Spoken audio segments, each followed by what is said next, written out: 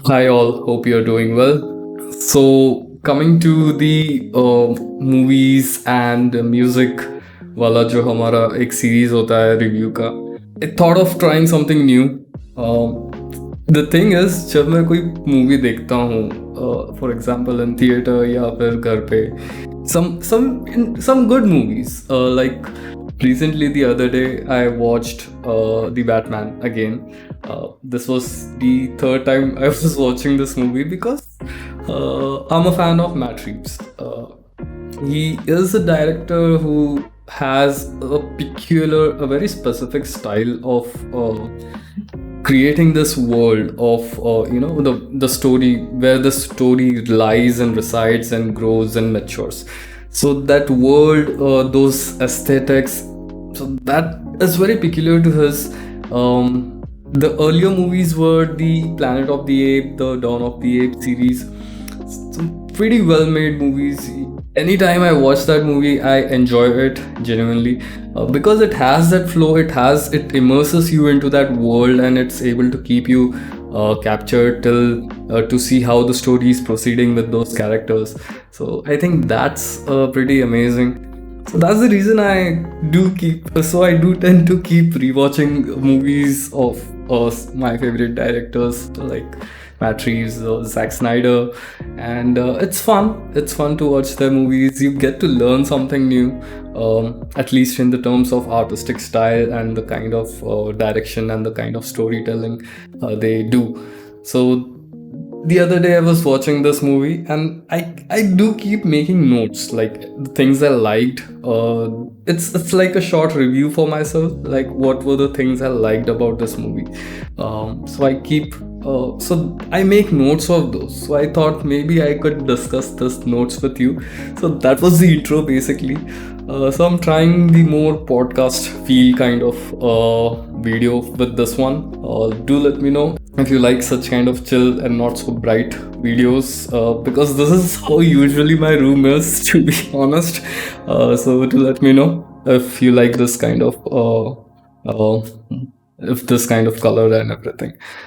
Coming to the movie, let's discuss the movie points which I wanted to discuss. Is the first 5 minutes murder, the serial killer, and the detective thing. Okay, so in the starting itself, you get to see a murder happening, and so you're starting to understand that it's like a detective movie which is going to happen. You get to see Batman. Now the next scene, the introduction for the Batman is directly you're stepping directly into the life of Batman with his point of view and seeing how Gotham has turned and what happened and whatnot.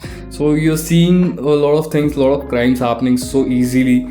And you have this character who's just fighting and trying to work on his level out of his own personal motivation, I'd say. More like the kind of vengeance he calls himself to be, and that's what keeps his fighting. You're getting to see him quite rageful, quite angry. He's not throwing back any punches. He's just going all violent, while still, he's able to maintain that. He's able to bring out that fear in the eyes of criminals he's fighting. They're terrified of him. They're terrified of how bonkers he can go with the beating part. And that was nice to watch because Robert Pattinson, like, he came into this character like silent, like he's very silent in this movie. Like, if you're talking about Batman as the character now you're getting introduced.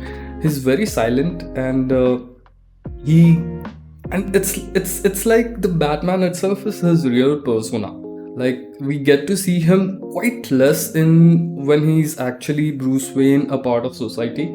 But even with that, the contrast of characters, like he's able to talk, he's able to like do all sorts of things when he's Batman, and he's just living that life, whereas he's like totally given up on this Bruce Wayne is just making his presence and appearance known. But even with his acting of Bruce Wayne, it was pretty intense.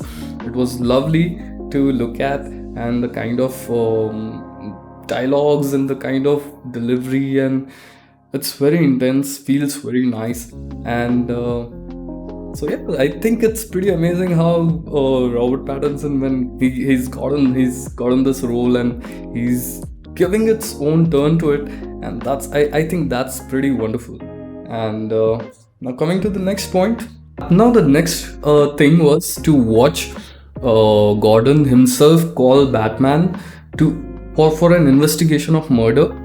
Also because he had a certain link to it. So that's how the story starts. That's how you start seeing the characters involved interact and take things forward, move the story forward, move the suspense forward, and you get to see murders happening one after another, and the suspense only keeps on building.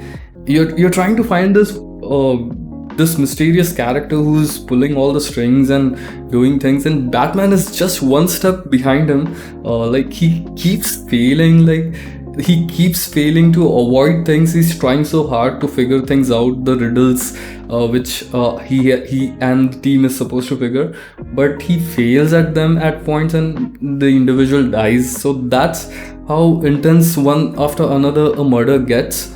In the starting couple few minutes, you're introduced to the caliber of the Batman character. Like, he knows about biology, he knows very deeply rooted murder investigation scenarios and the probabilities and the actions. So he's able to figure things out really quick, and that's you know that this is one serious guy, and he's able to, he has that detective vibes, and he's doing all that stuff, and he's doing all that stuff. I think that's conveyed to you in the first couple minutes. You know that, yeah, this is one serious character, and he's going to take that weight of the character and the role. He's going to take that forward. And then you have the other important character, which is Catwoman. The actress, again, I think after the last time I saw her was Zoe Kravitz, I think, yes. So that the last time I saw her was in the Hogwarts spin-off, the Harry Potter spin-off movie, Crimes of Grindelwald, I believe. Yes, it was Crimes of Grindelwald, and you have this character, Lisa Lestrange, I guess, yes, something like this. So you have this character, and it was pretty nice. I mean, her role and her it was very nice. It was refreshing to see her in that way. And even earlier, I saw her in the X-Men, one of the initial X-Men movies. It was very not so big role, but it's nice to see her come from there to this kind of role, and she does justice. She actually stands equal to the character of Batman in certain scenes, with her comebacks, with her replies, with the kind of temperament she follows. So that was so that's how the interactions with Batman, they only get much more close and personal, and it's nice to see those interactions, their give and takes of their statements and their emotions, and their final composures. So that's those emotion give and take was nice. You also get this environment of dark and gritty, shabby, full of crime kind of world, and you're getting to see things happen. As you see, you know that this is a dangerous place. If you step in, you don't know what's going to happen to you. So you have that kind of fear when you start finding yourself in this world of Batman. And there are criminals, there are different criminals played by some amazing actors, and there is an identity of each and every one of them you're going to remember. Like, that this criminal is a really deep criminal. Like, the things that individual has done and carried on, those are criminal. But also there are levels of deceit, there is a level of elegancy to the villainy that happens in this movie. So I think that I would say, in the terms of eccentricity, in the terms of principles, in the terms of thoughts, there is a decency, because the villain is not lying. neither is the protagonist sideline. So you have the conflict of thoughts, and then the scene happens, like the scene which Batman has there are cops surrounding Batman, and Batman has to escape the police station surrounding all the cops. So he just fighting and has some punches and just goes to the roof and then jumps. And you have that paragliding suit and stuff, and you are seeing Batman scared. Like, what happens is, the earlier iterations of Batman, I think it was a scene of Dark Knight something. You have Christian Bale's Batman at the top of the building, and the character just jumps. But what like, there's a level of confidence in the in the aura of Batman of Christian Bale. Like, he's confident, he takes the decisions and works on it, and he's able to figure things out with very much calm. Whereas this Batman, he's just struggling to understand and articulate things happening around him, and taking the decisions after another. And that's what is happening. This entire movie, he's just figuring one solution after another, and that keeps on just happening. The thing happening here is, this way you're just getting deep and deep invested into this character, its intelligence, the way this character is operating, behaving, feeling, emoting. And there is actually interesting background music score happening for each and every scene which is happening in this movie, because most of this movie has the feel of rainy audio to it. The environment itself gets pretty real, and that's the reason it becomes kind of difficult to distinguish these subtle differences and effects they are trying to create. There is actually very interesting sound design process which is happening for this movie. The way you're going to experience rain in different ways, that is what is happening in this movie. So it's very subtle, and it's the audio of this movie which is going to keep you grounded to this world we have dived into in the Batman. And that is what happens. So you're getting to see Batmobile chase sequence for this, and the Batmobile also has some interesting sounds.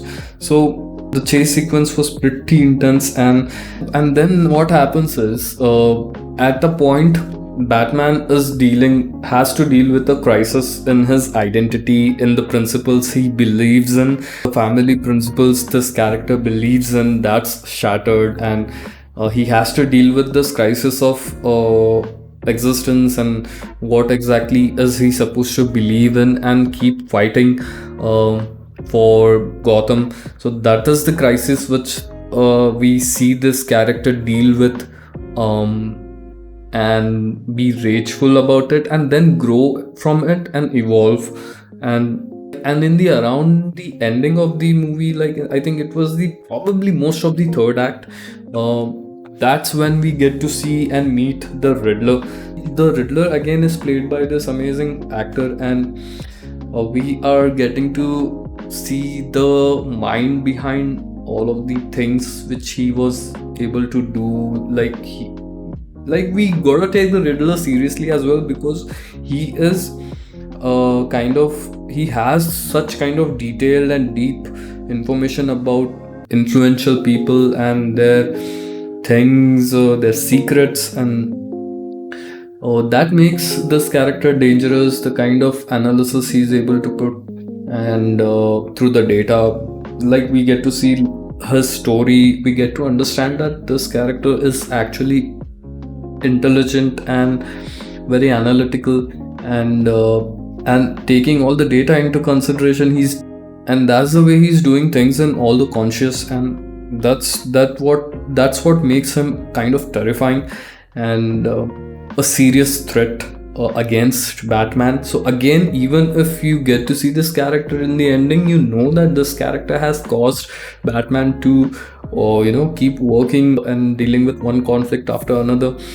You know that this character is serious, and you treat him that way. That's the way this movie makes you treat Riddler a little seriously. And then in the final sequence, you have Batman coming out as something new. You get to see him turn into a sign of hope for people.